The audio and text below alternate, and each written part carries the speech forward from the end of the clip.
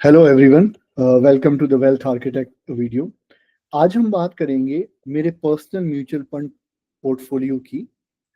हम एनालाइज करेंगे कि 2024 में एक लास्ट 1 ईयर तक कौन कौन से म्यूचुअल फंड मैंने अपने पोर्टफोलियो में रखे हैं और कितना हमको रिटर्न मिला।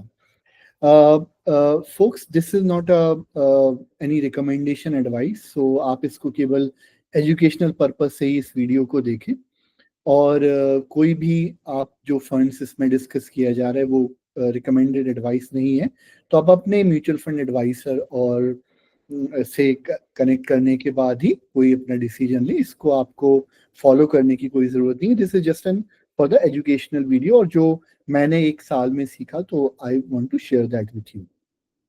So, folks, before starting, this is for a last 1 year period. So, this is the portfolio creation, and जो रिटर्न आए हैं वो लास्ट 1 ईयर में, सिंस नवंबर 2023 अंटिल नवंबर दिसंबर 2024। तो हम इसमें फोक्स स्टार्ट करते हैं। तो सबसे पहले मैं आपको ले चलता हूँ कि जो परसेंटेज एलोकेशन है।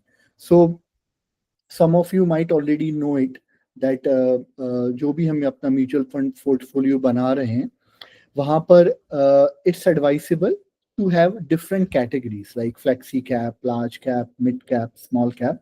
तो ये जो मेरा म्यूचुअल फंड पोर्टफोलियो है इसमें आप देख सकते हैं कि डिफरेंट सेक्टर्स में कितना कितना एलोकेशन मैंने रखा हुआ है। तो सबसे पहले बात करते हैं फ्लेक्सी कैप, ये 25% है।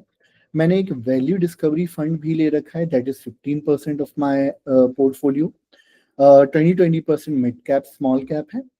10% एक थीमेटिक फंड है, और एक 10% चूंकि हम इंडिया से बाहर भी कुछ फंड्स में इन्वेस्ट कर सकते हैं, तो एक इंटरनेशनल ईटीएफ ले रखा है। एक और बात, ये total equity 100% equity oriented portfolio है। इसमें जो इन्वेस्टमेंट गोल्ड में है या फिर जो रियल स्टेट में है वो नहीं, that is not part of this video. So इसमें हम टोटल एक्विटी की बात करेंगे, and you all also know that equity के साथ रिस्क भी काफी आता है। So currently we are seeing that there is a correction going on in the market. So आपको ये मानकर चलना है कि अगर आप पूरा इक्विटी में लेते हैं तो आपको रिस्क भी उसके साथ आएगा, और आप you have to be an aggressive investor for that. अब हम देखते हैं कि कौन कौन से म्यूचुअल फंड मेरे पोर्टफोलियो का पार्ट है। तो folks, I want to tell you that in the last year, I have received an XIRR of 25%. Now, what is this XIRR? This is extended internal rate of return. That is the total cash flow जो भी investment SIP के through गए हैं या फिर मैंने कुछ withdraw भी किया है, तो उसका टोटल जो एक रेट ऑफ रिटर्न निकालते हैं तो उसको we call it XIRR, and that is 25% for last 1 year. अब फोक्स बात करते हैं कि कौन कौन से फंड्स मैंने ले रखे हैं। तो सबसे पहला है ICICI का prudential value discovery fund. Folks, इस फंड ने काफी ही एक स्टेबल परफॉर्मेंस दिया है despite the correction. If we know that सितंबर 2024 में जो निफ्टी का हाई बना था that was around 26,200, and right now when I am recording this video the Nifty is around 23,400. So approximate there is a 3,000 point decline. लेकिन folks, ये जो fund है this has really perform well in the correction. सारे जो stocks इसमें select होते हैं दो सार वैल्यू बेस्ड फंड, जिनकी वैल्यू हमारे मार्केट में काफी सही लेवल पर है। सेकेंड हम बात करते हैं जो one of the most favorite fund है काफी इन्वेस्टर्स का, that is Parag Parikh flexi cap fund. इसने भी जो लेटेस्ट करेक्शन हुआ है वहां पर काफी अच्छे रिटर्न दिए हैं, and the total XIRR that I have is 22.19%। Folks, one thing to note that ये दोनों जो फंड हैं, when the bull market rally was going on until September, at that time the return as compared to small cap और mid cap इन दोनों funds में काफी एक कहते हैं कि एक एवरेज लेवल का लगता रिटर्न आते थे। तो at times we feel that why this funds are not giving like 15% or 20% return as compared to the other mid cap and the small cap. But जब correction आया, these are the two funds that has performed really well. So आपको इन चीजों का भी ध्यान रखना है while you are doing your investing, that you have to have these kind of funds in your portfolio. Folks अब हम आगे बढ़ते हैं, तो इसमें दो और फंड जो मेरे पास हैं वो थे मोतीलाल ओसवाल के, and I am a big fan of Ramdev sir from Motilal Oswal, and उनकी जो स्ट्रेटजी एंड KGLP फ्रेमवर्क वगैरह वो जो यूज करते हैं. So these two funds has really perform well. Multi cap fund अभी लेटेस्ट लॉन्च हुआ है, आई थिंक इसको since August 2024, and mid cap पहले से है, but both these funds has perform really well. Multi cap में रिटर्न 46.41% मिला है मुझे, और जो मिड कैप फंड है दैट इज गिवन 56.37%.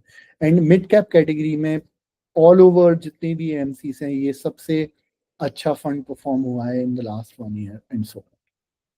अब हम बात करते हैं स्मॉल कैप्स फंड की.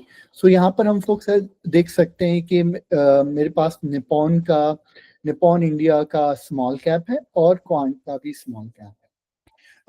Ideally, it is suggested that you just need to have one small cap, but I just wanted to compare these two for their returns and all. So I got it in my portfolio. Nippon का return 21.80 रहा है XIRR, and Quant का because of कुछ regulatory actions भी हुए हैं last year, as you all might know. तो वहां पे 7.72% रहा है क्वांट का. दोनों funds different investment style follow करते हैं. क्वांट स्मॉल कैप में mister Sandeep Tandon is the fund manager, और काफी डेटा बेस्ड जो इनकी चर्निंग होती है स्टॉक्स की, दे डू. ऐसा ही सेट कि एक थीमेटिक फंड है, that is the Tata nifty capital market index fund. Folks मैंने अपने सब स्टैक में पिछली जो पोस्ट है वहां पर कैपिटल मार्केट सेक्टर के बारे में काफी बताया है कि कौन कौन से स्टॉक्स हैं वहां पर, और ये एक जो sector है. In this I am very bullish because the number of जो demat accounts हैं that is increasing, India story that is going on. So because of all that, this sector fund is really performing well, and I am bullish for the next 5 years. This is all we are talking about a long-term investment. And just to diversify, one international fund is also there, that is the Mirae Asset का FANG plus ETF. Lately इसके return काफी अच्छे रहे हैं because of जो US में अभी election results and all आए, so this is giving approximate 50% return. So if you diversify your all the allocation across these different categories, आपको at times काफी एक stable returns मिलेंगे. Of course, you have to be a long-term investor in here. So let's see कि क्या lesson learned हुए हैं during this period. तो एक key learning रहेगी कि power of patience. So the firms like Parag Parikh and Motilal Oswal, so we have learned that we have to have the patience, like we are playing the long-term game. Of course, the diversification also matters, so we need to diversify our allocation across different schemes. And जो global exposure की हमने बात करी है, you need to have certain exposure in the international market, so that if India market में कुछ problem आए, that will be compensated by the funds in the US market. And monitor and rebalance भी, आप जब भी अपने portfolio को बना रहे हैं तो आप इसको रेगुलरली मॉनिटर एंड रीबैलेंस करते रहें.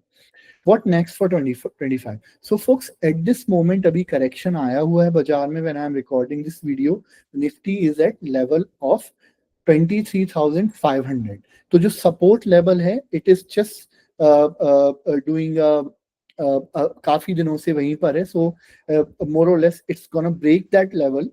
But we need to be thinking about the long-term picture where the investor आप अपना SIP करते रहें, and we are just thinking about the long-term picture in here.